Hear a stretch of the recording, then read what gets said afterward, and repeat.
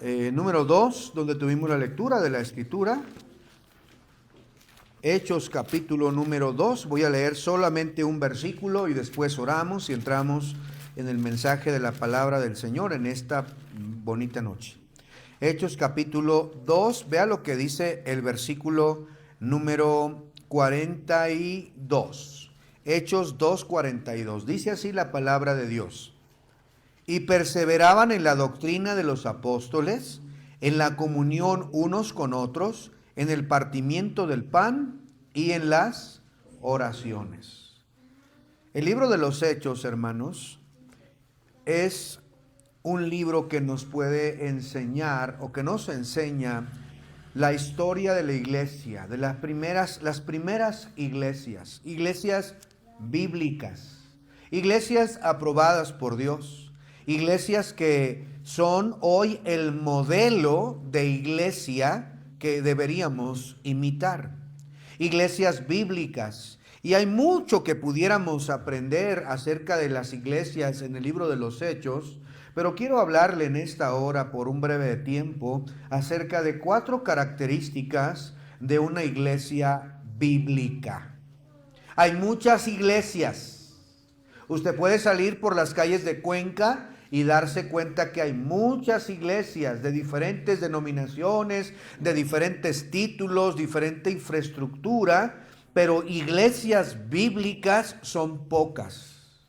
Así que debemos estar informados y saber cuáles son esas características de una iglesia bíblica. Y vamos a hacer un análisis de nuestra propia iglesia y de nuestra propia vida. Porque les recuerdo que la iglesia está compuesta por miembros y que nosotros somos la iglesia. Casi estoy seguro que nos vamos a cambiar de este lugar. Si decimos que esta es la iglesia, entonces cuando nos cambiemos, ¿qué va a suceder? La iglesia está creciendo, la iglesia somos nosotros. ¿Amén? Entonces, vamos a ver rápidamente entonces estas características de una iglesia bíblica. Cierre sus ojos, acompáñenme en oración y no permita que nada le distraiga. Concéntrese en esta noche en estudiar la palabra del Señor. Deje que Dios le hable. Recuerde que usted está aquí, querido hermano, porque Dios así lo desea y porque quiere hablarle a usted.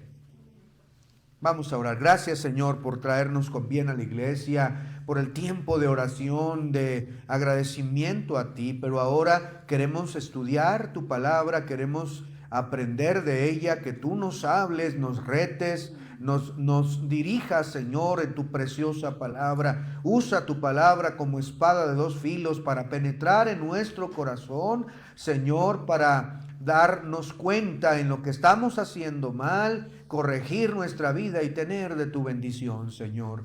Te pido que toques cada corazón.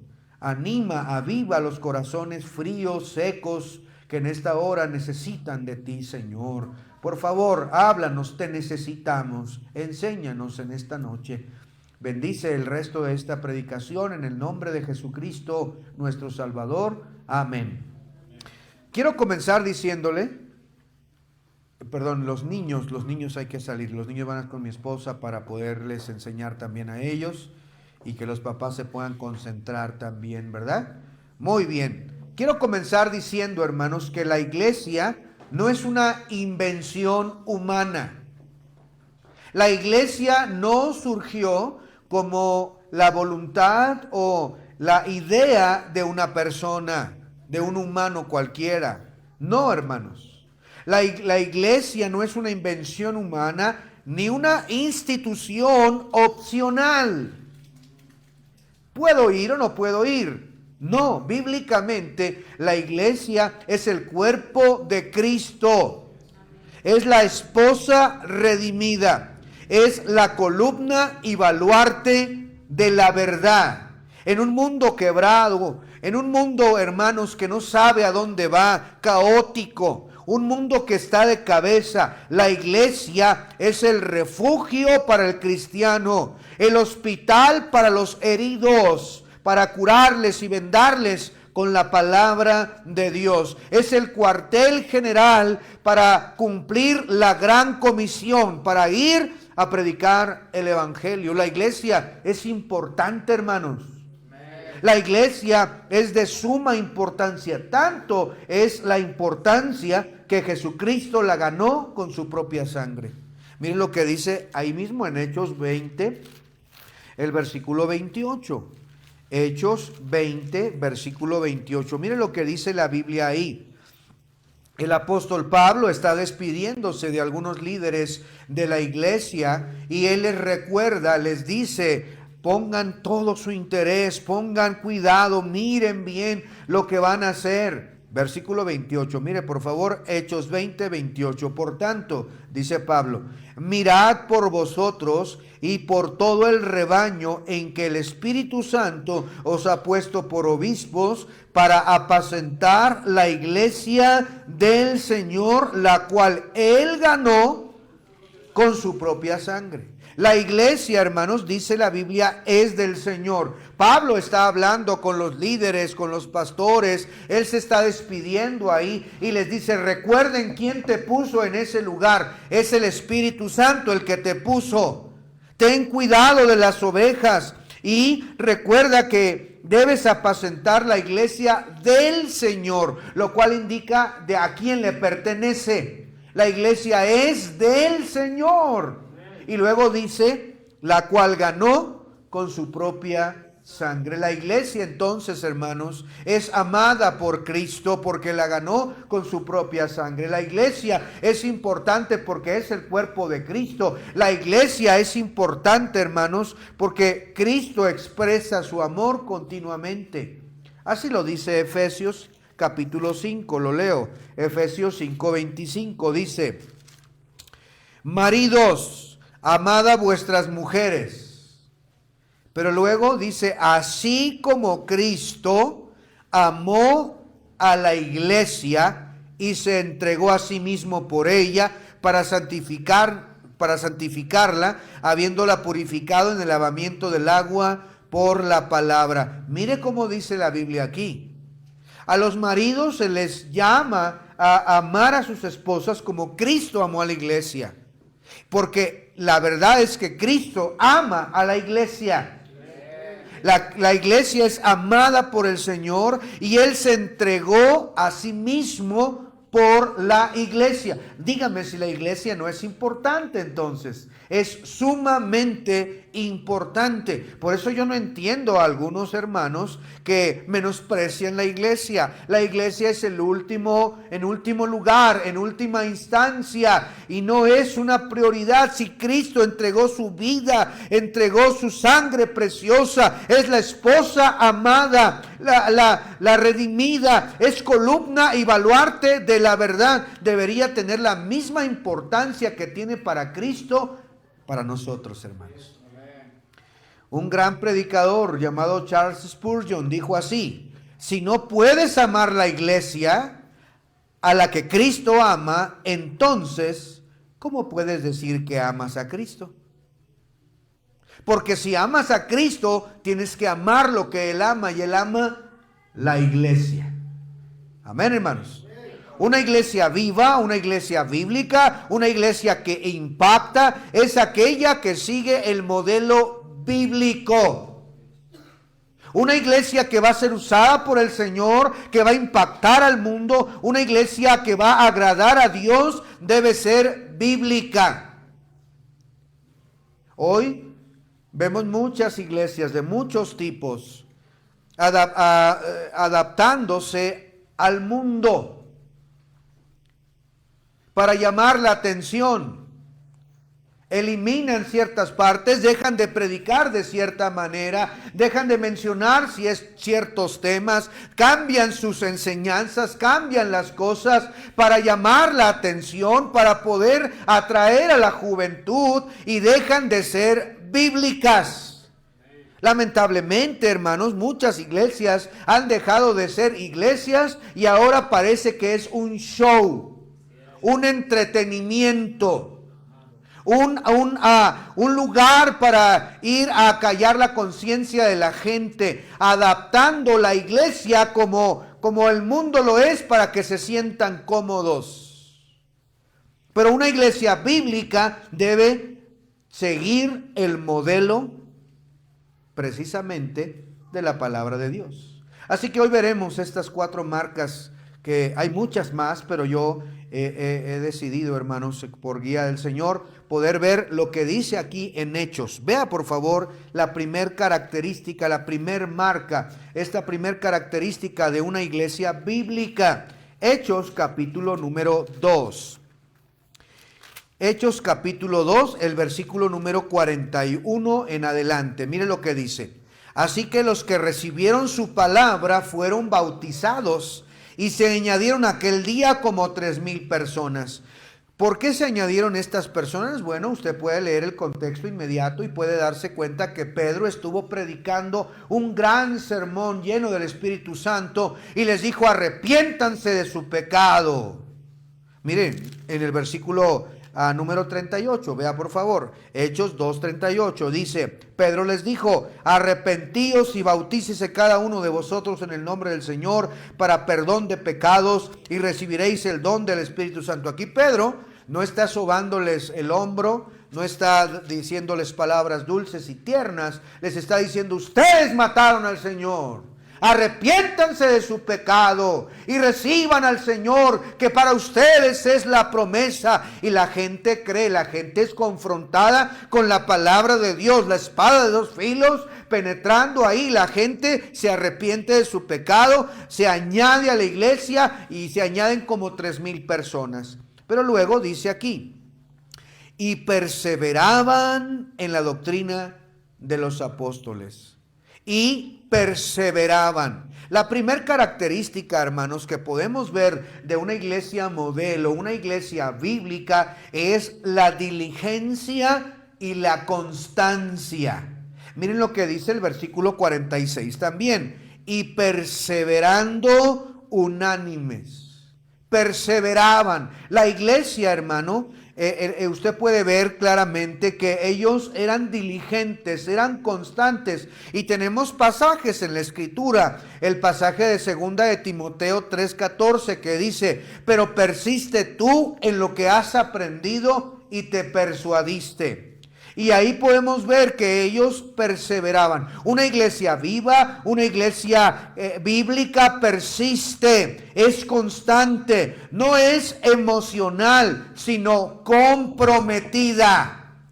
Una iglesia que persevera, una iglesia que avanza, una iglesia que es constante. Y hay cuando menos aquí 3 áreas que yo puedo ver que ellos eran constantes, que perseveraban.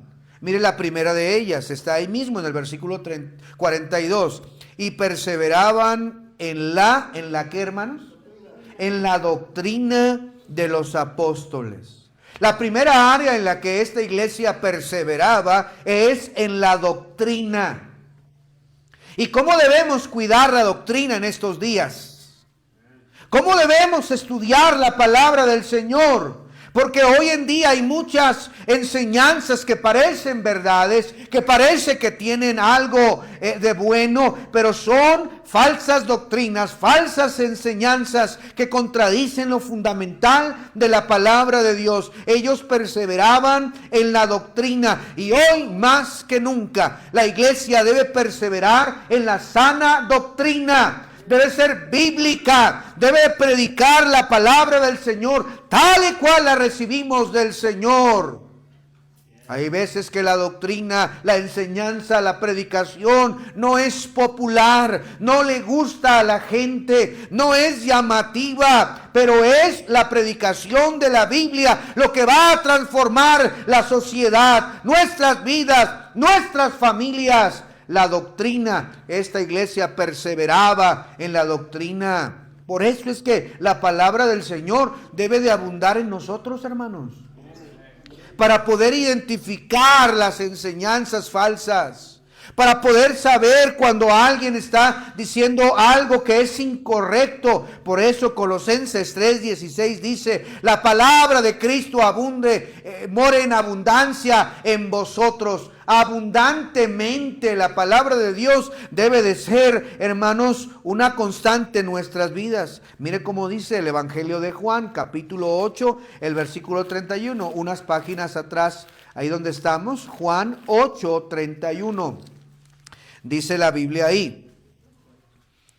Dijo entonces Jesús a los judíos que habían creído en él: si vosotros permanecéis en mi palabra, seréis verdaderamente mis discípulos y conoceréis la verdad, y la verdad os hará libres.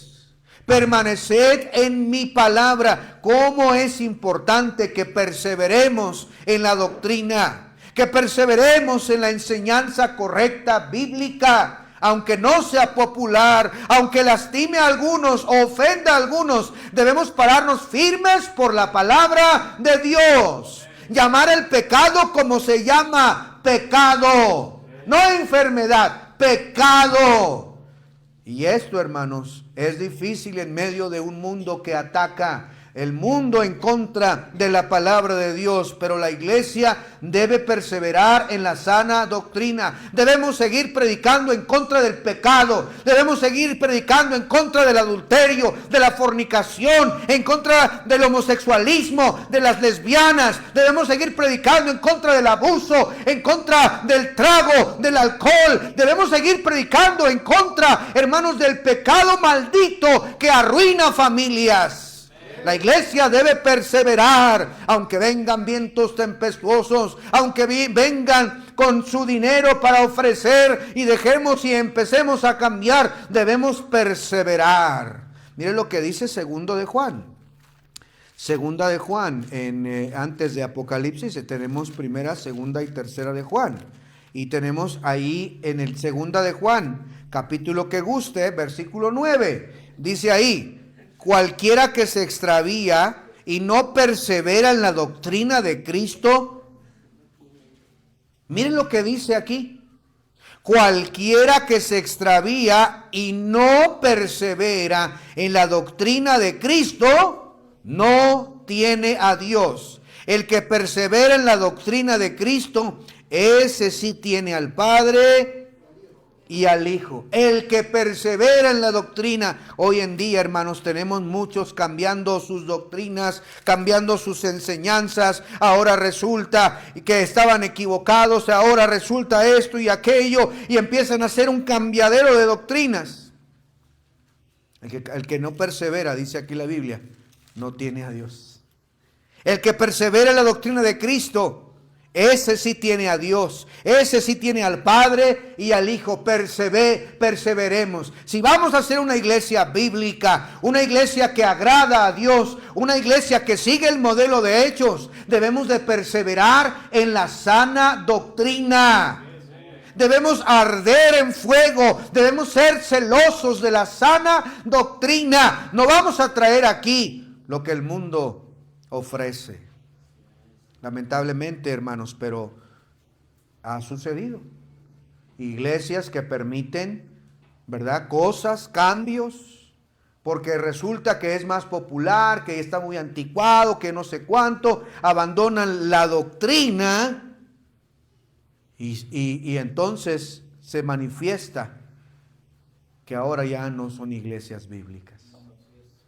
Iglesias que tenían buenas convicciones, iglesias que predicaban, iglesias que ganaban almas, iglesias que Dios bendecía, iglesias prósperas, iglesias grandes. Dios tenía su mano sobre esas iglesias, pero empezaron a cambiar la doctrina y Dios empezó a alejar su gracia, Dios empezó a alejar de su poder y ahora simplemente son historias de lo que antes eran.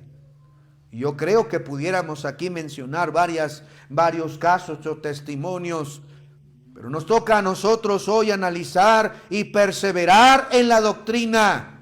Hermanos, ahora creyendo que los ovnis, ahora creyendo que, ¿verdad?, tantas cosas raras, enseñanzas, ahora creyendo que Dios ya escogió a los que se van a salvar y a los que no.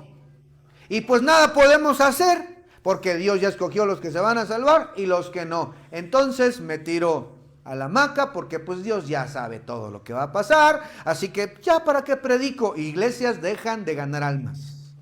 Iglesias dejan de predicar el evangelio. Iglesias cambian porque no perseveran en la doctrina. Cuán importante es que estudiemos la palabra del Señor. Cuán importante es que no cambiemos. Que no cambiemos aunque nos critiquen, aunque juzguen, aunque nos digan anticuados, aunque nos digan mojigatos o lo que quieran decir, persevere en la doctrina.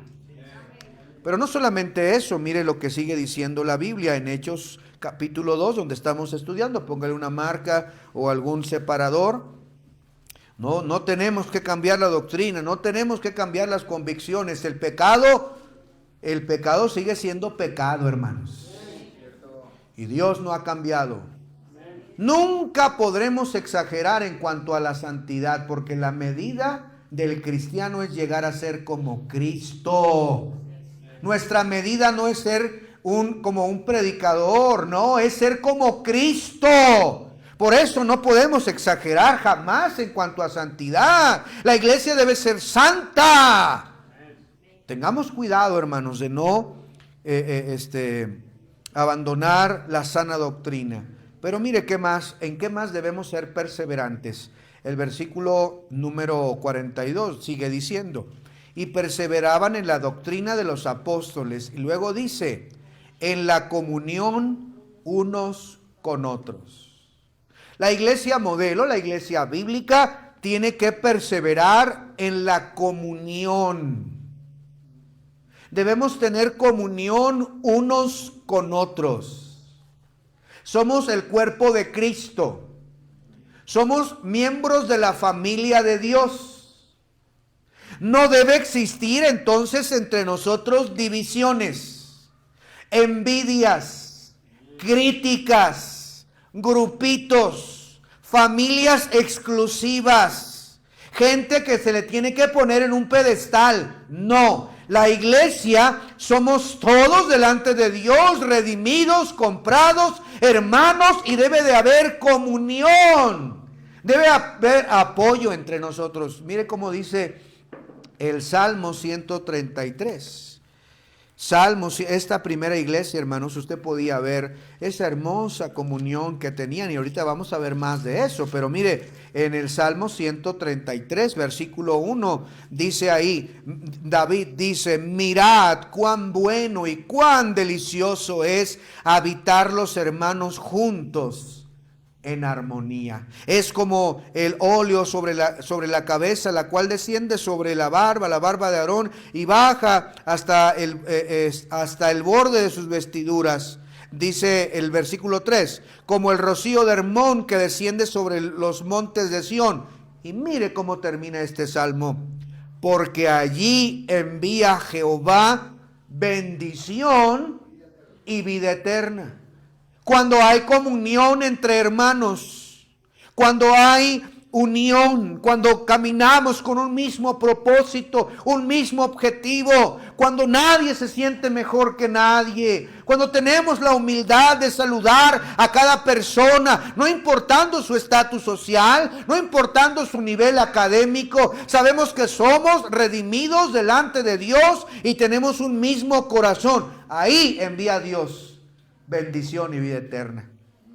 Debemos perseverar en la comunión unos con otros.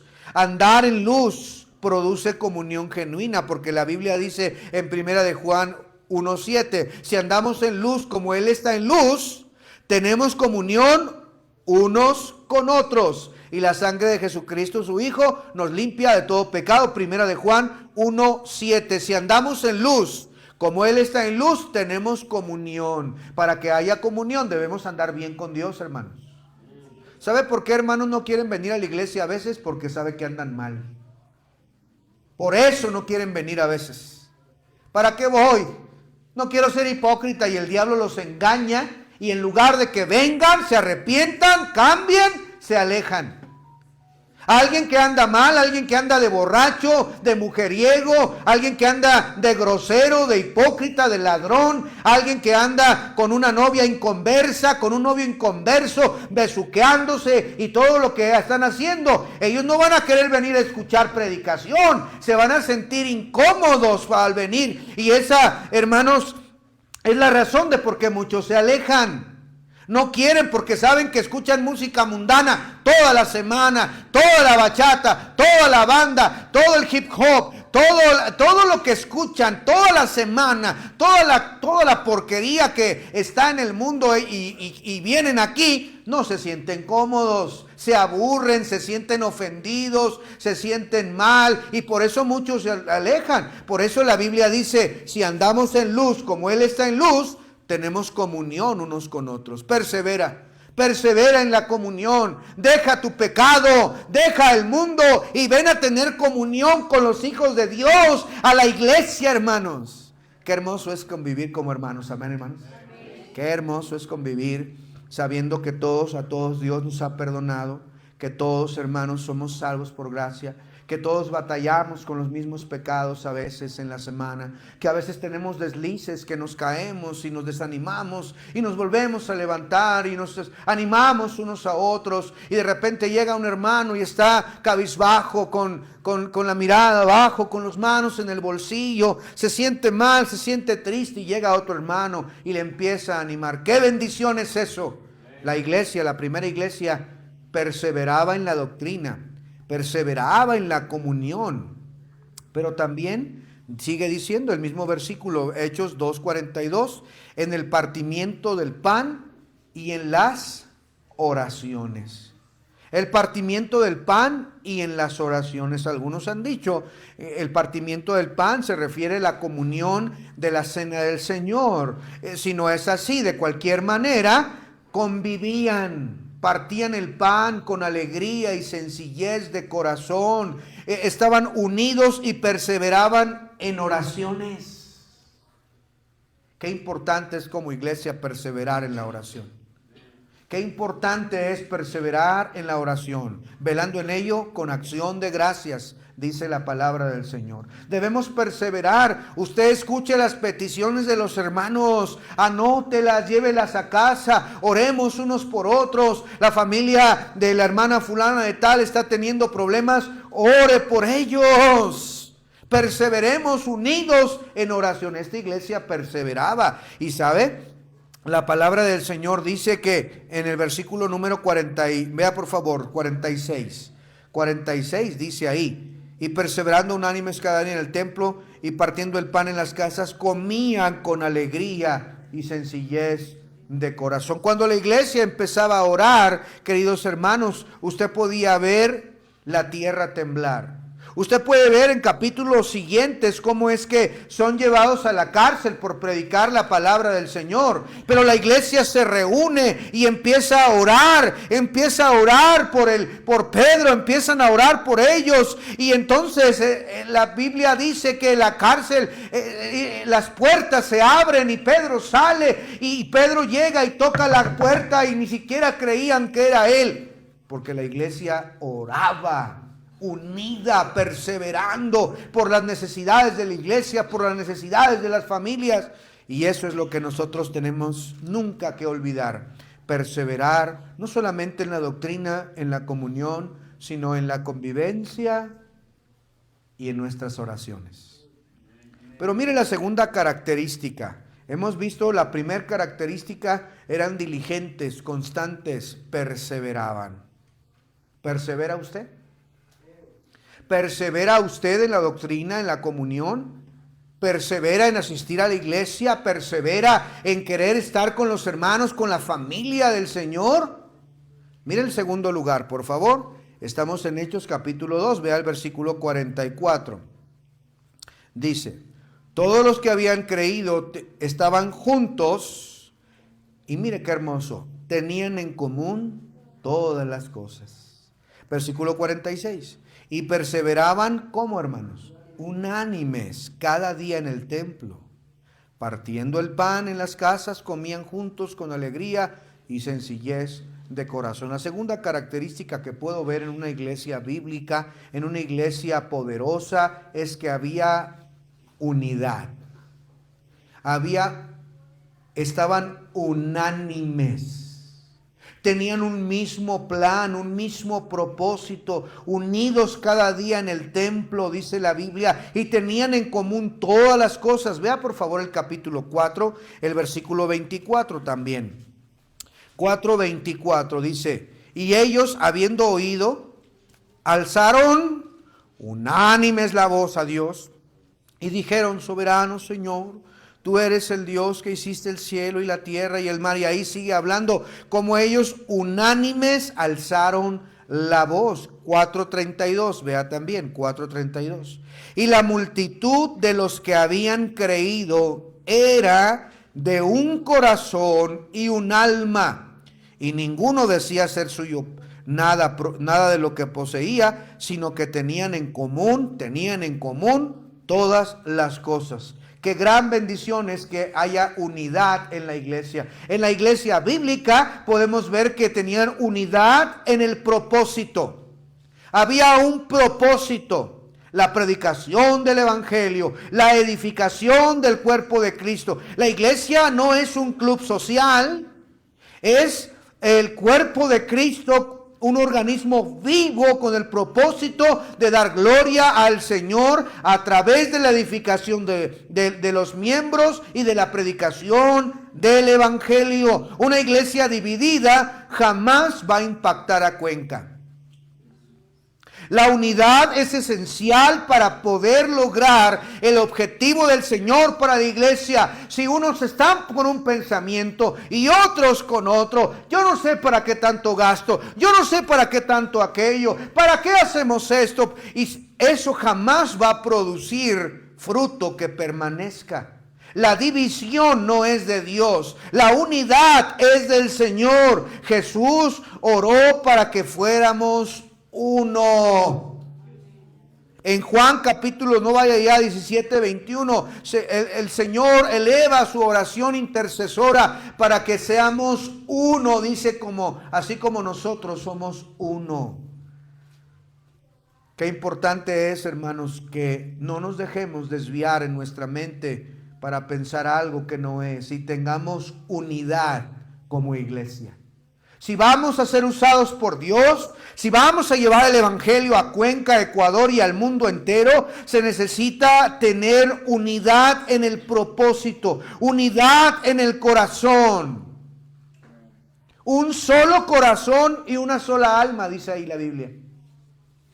Un mismo sentir, una misma voz, unánimes, compasivos, amándonos unos a otros. Así como los músicos en una gran orquesta, alguien puede escuchar un concierto lindo y hermoso, tocar una melodía maravillosa, pero usted puede ver que todos están trabajando en su propio lugar, con su propio instrumento, en las notas correspondientes, y el resultado es como usted puede escuchar una hermosa sinfonía sonar, linda, hermosa, que trabajan juntos, aunque son 40, 50 músicos con diferentes instrumentos, cada uno tocando su instrumento, produciendo unánimes una sola melodía. Así debe ser la iglesia. Quizá no todos pueden manejar, quizá no todos pueden enseñar, quizá no todos pueden limpiar, quizá no todos pueden acomodar, pero cada uno en su lugar, trabajando para el Señor, unidos para darle gloria a nuestro Dios. Eso es una iglesia bíblica, una iglesia unida, con un corazón, con una unidad, trabajando para el Rey de Reyes y Señor de Señores. Pero esta iglesia también estaba unida en adoración y en acción. Mire, hermanos, como dice ahí otra vez en Hechos, capítulo número 4, versículo número 32. Y la multitud de los que habían creído eran de un corazón y un alma. Y vea ahora, por favor, en el capítulo 2, el versículo número 47. Alabando a Dios y teniendo favor con todo el pueblo. Estaban unidos, alabando a Dios y teniendo favor con todo el pueblo. Esta iglesia empezó, hermanos, con la diligencia, la constancia en la doctrina, en la comunión, en el partimiento del pan, en las oraciones.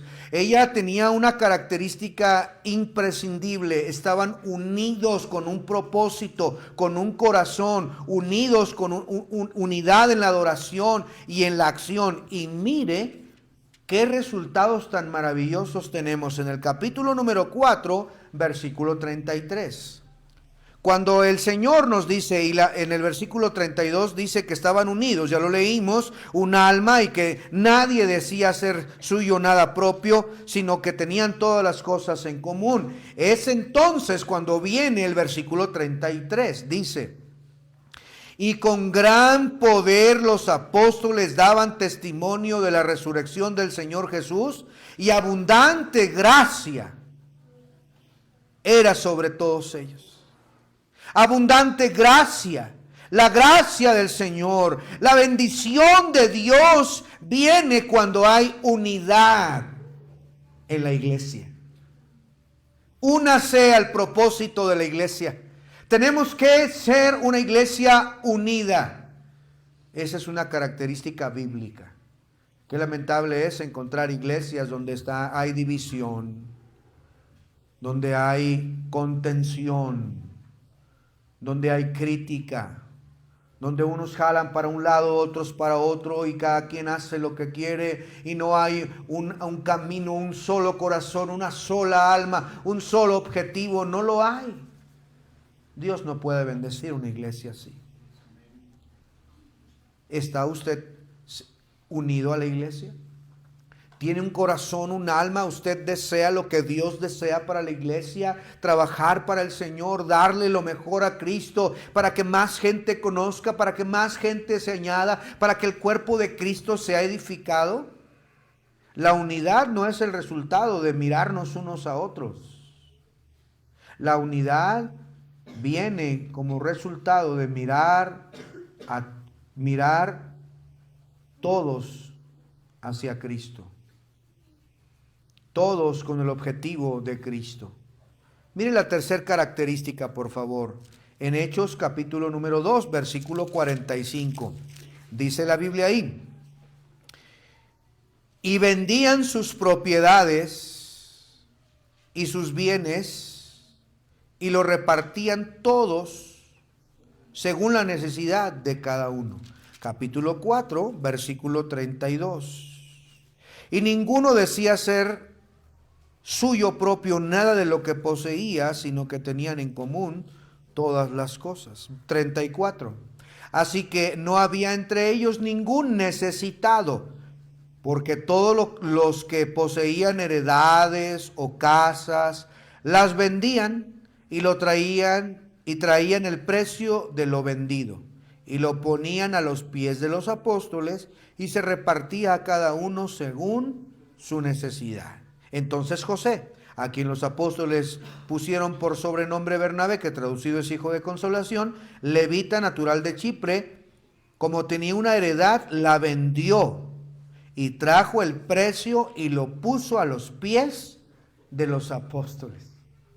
¿Sabe cuál es la tercera característica de una iglesia bíblica poderosa, una iglesia que podemos ver bendecida por Dios? La generosidad. La generosidad. ¿Qué pasó, Natalia? La generosidad. La generosidad es una característica distintiva de una iglesia que Dios bendice. Mire aquí a la gente. No todos eran de las mismas situaciones económicas, pero ellos estaban dispuestos, movidos por amor, sabiendo que es para el Señor lo que daban, para que la obra avance, para que la obra prospere, para que la obra siga adelante. Necesitamos generosidad. La iglesia debe aprender, hermanos, a dar para el Señor. Lo que damos en la iglesia no lo damos para una familia pastoral, no lo damos para un misionero, lo damos para el Señor.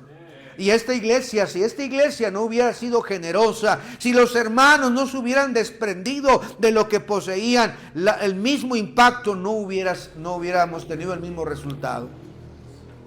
Cuán importante es que seamos generosos, motivados por amor, no por presión, sino por amor a Cristo. Aquí nunca le vamos a exigir que dé su diezmo, que dé una ofrenda, no. No exigimos que lo haga, pero sí le animamos a que lo haga, porque es bíblico, es correcto que lo hagamos. El que ve la necesidad de otro y no da, ¿cómo va a mostrar el amor de Dios? Proverbios 19:17 dice, al que da al pobre, a Jehová presta. Los hermanos de Corinto, mire por favor en 2 de Corintios capítulo 8. Vaya por favor a sus Biblias, 2 de Corintios 8, el capítulo número 2. Leo desde el 1, perdón. 2 de Corintios 8:1. ¿Están ahí, hermanos? Dice la Biblia, asimismo, hermanos, os hacemos saber la gracia de Dios que se ha dado a las iglesias de Macedonia, una gracia de Dios, que en grande prueba de tribulación, la abundancia de su gozo y su profunda pobreza abundaron en riqueza de su generosidad, pues doy testimonio de que con agrado han dado conforme a sus fuerzas y aún más allá de sus fuerzas, pidiéndonos con muchos ruegos que les concediésemos el privilegio de participar en este servicio para los santos. Pablo está diciéndole a Corinto, y miren, el contexto de todo esto es interesante, note esto. Pablo le está escribiendo a los de Corinto. La iglesia de Corinto era una iglesia próspera, una iglesia, digamos, pelucona, como dicen aquí, una iglesia rica, abundante. Y los de Macedonia eran todo lo contrario. Eran una iglesia sencilla, era una región de pobreza, pero dice claramente que tenían profunda pobreza. Nadie aquí es profundamente pobre. Nadie aquí. Amén, hermanos. Gloria a Dios. Profunda pobreza es ni siquiera tener para comer, ni siquiera tener para dormir quizá. Lo más sencillo, eso es profunda pobreza. Y Pablo dice, hermanos, les voy a decir algo. Y les está escribiendo a los de Corinto como diciéndoles, miren hermanos, les voy a decir algo. Yo les quiero animar a que sean generosos.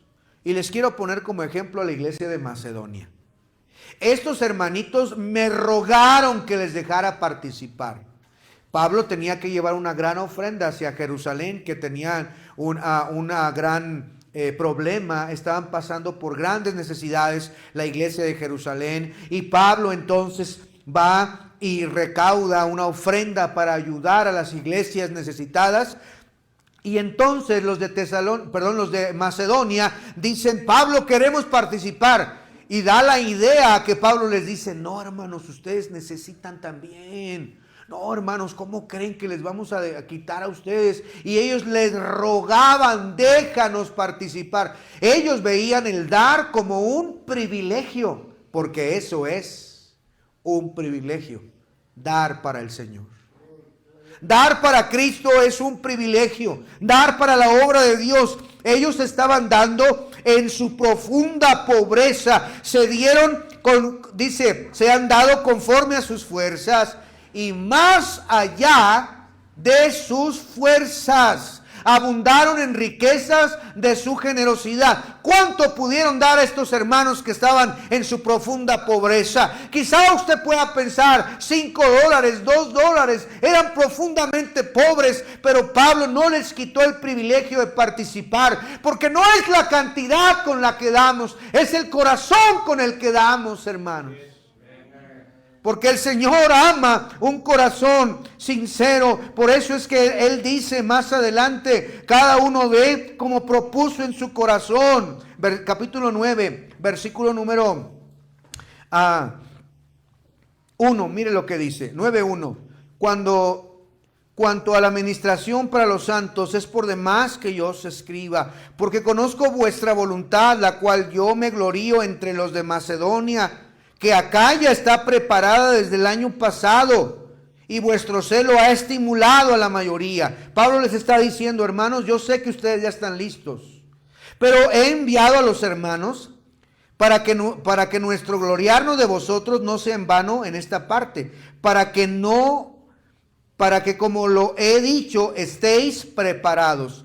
No sea que vinieren conmigo algunos macedonios y os hallen desprevenidos, nos avergoncemos nosotros, por no decir vosotros, de esta vuestra confianza. Por tanto, tuve por necesario exhortar a los hermanos que fuesen primero a vosotros y preparasen primero vuestra generosidad antes prometida, para que esté lista como de generosidad y no como exigencia nuestra. Lo que Pablo dice: hermanos, ahí les mandé unos hermanos por delante, porque aquí llevo a los de Macedonia, y los de Macedonia, ya saben ustedes, son pobres, y aún en su profunda pobreza dieron abundantemente lo que podían dar. Y ahora vamos a ustedes, a los de Acaya, a los pelucones. Y no queremos que estén ustedes desprevenidos dando migajas, porque ejemplo tenemos con ellos. Así que voy a mandarles, yo sé que están preparados, pero quiero mandarles por delante al hermano Diego, al hermano Lucas, a Omar, para que la ofrenda esté lista para cuando yo llegue, para que sea entregada no por exigencia mía, sino con amor, por generosidad suya. Y luego Pablo sigue diciendo esto, versículo número 6, por esto digo, el que siembra escasamente, también segará escasamente, y el que siembra generosamente, generosamente también segará. No está hablando de sembrar papas, no está hablando de sembrar maíz, no. Está hablando de sembrar, ¿qué, hermanos? Háblenme, por favor. ¿Qué está hablando de sembrar qué? De sembrar plata, dinero. Él les está diciendo: hey, esa ofrenda que ustedes van a dar, yo la voy a mandar por delante, pero quiero recordarles que el que siembra escasamente, también va a segar escasamente. Por eso luego dice: cada uno dé como propuso en su corazón, no con tristeza ni por necesidad, porque Dios ama al dador alegre, y poderoso es Dios para hacer que abunde en vosotros toda gracia, a fin de que teniendo siempre todas las cosas, todo lo suficiente, abundéis para toda buena obra. Queridos hermanos, la generosidad era un distintivo de las iglesias bíblicas.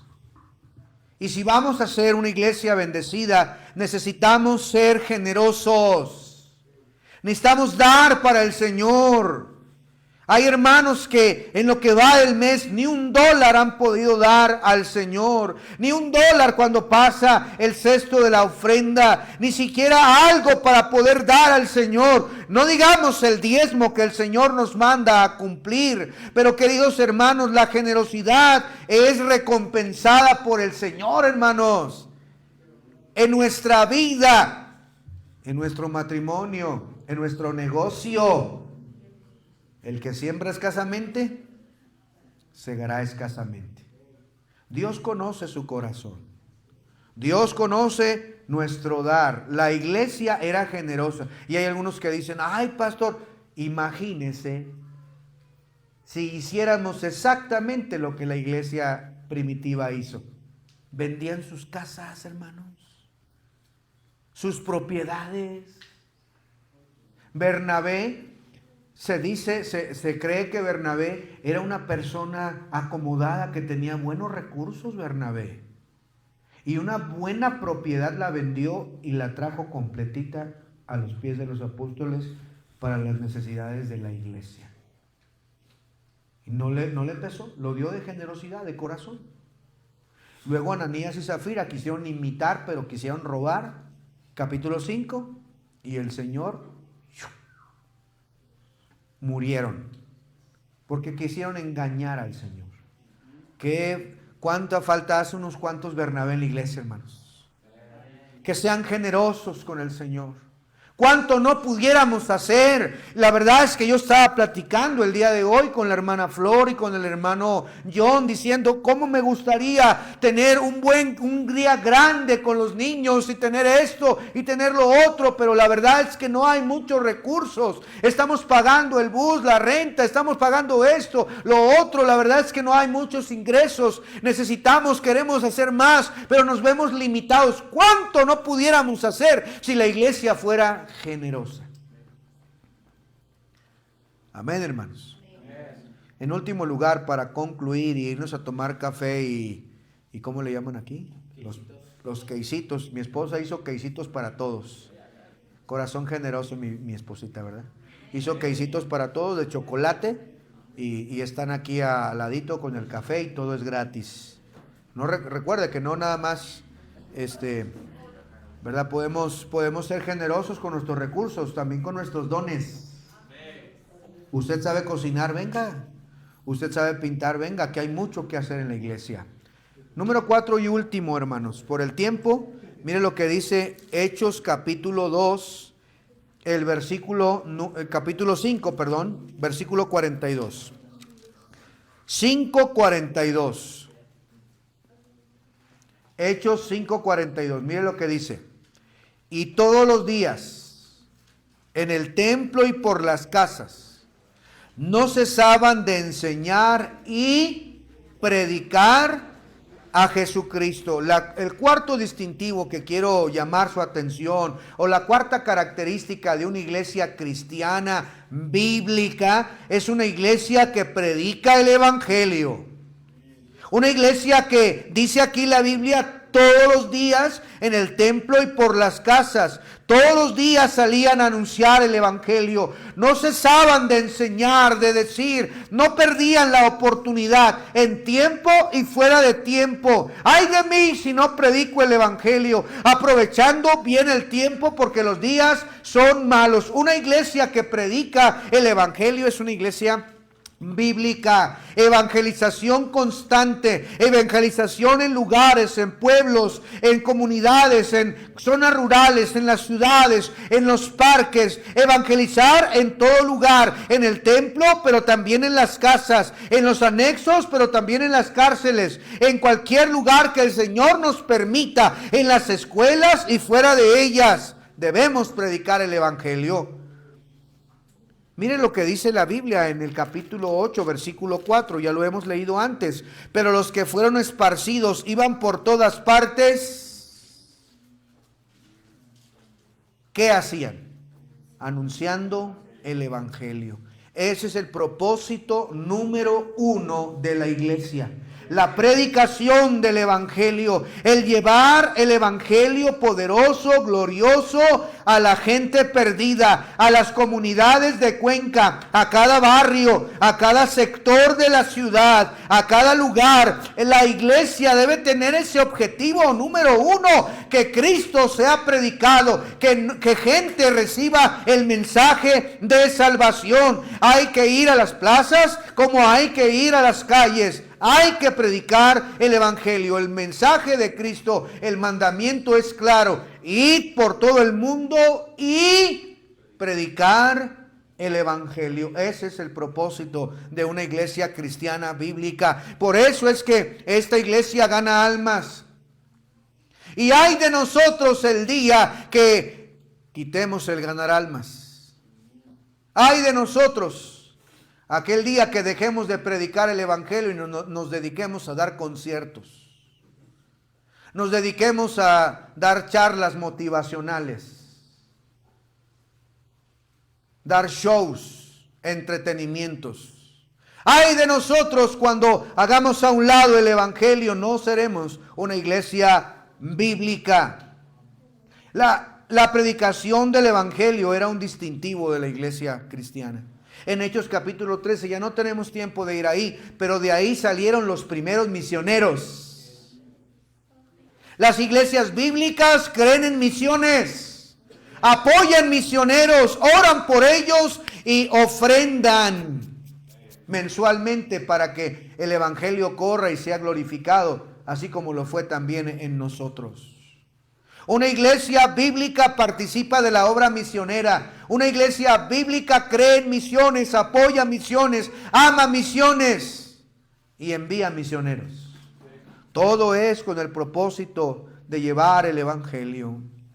No es el moralismo, no es Novoa, no es el cambio de leyes lo que la gente necesita. Lo que la gente necesita con urgencia es conocer a Jesucristo como su Salvador. Predicamos a un Cristo resucitado. Predicamos a un Dios a un Señor que venció la muerte con gran poder. Predicamos al único y sabio Dios que tiene el poder de la vida y la muerte en su mano. Predicamos a aquel que no hay en ningún otro hay salvación, solo en Cristo. Predicamos al Dios verdadero. No predicamos filosofía humana, no predicamos humanismo, no predicamos preferencias eclesiásticas, no predicamos ni siquiera ideas de humanos. Predicamos que en Cristo hay salvación. Y ese debería ser nuestro estandarte, nuestra columna y baluarte. El evangelio siendo predicado en todo Cuenca y en todo alrededor. Que el Señor nos dé una iglesia predicadora del evangelio. ¿Sabía usted, hermano, que el llevar el evangelio es mandamiento de Dios para todos? Cada persona que está aquí en esta hora es responsable. Es enviada por Dios a predicar el evangelio. No solamente a los llamados, a los pastores, misioneros, evangelistas o líderes. Cada creyente es responsable de llevar el evangelio. Por eso, hermano, le animo en esta hora a inscribirse, a venir, a capacitarse, a aprender cómo predicar el evangelio. El mundo está perdido. La iglesia que no evangeliza se fosiliza, se muere. Una iglesia que no gana almas ha muerto o está por morir, por apagarse el fuego. El libro de los Hechos, hermanos, no es solo historia, es nuestro modelo. No es una excepción, sino es nuestra expectativa de cómo debe ser una iglesia bíblica. Dios no ha cambiado.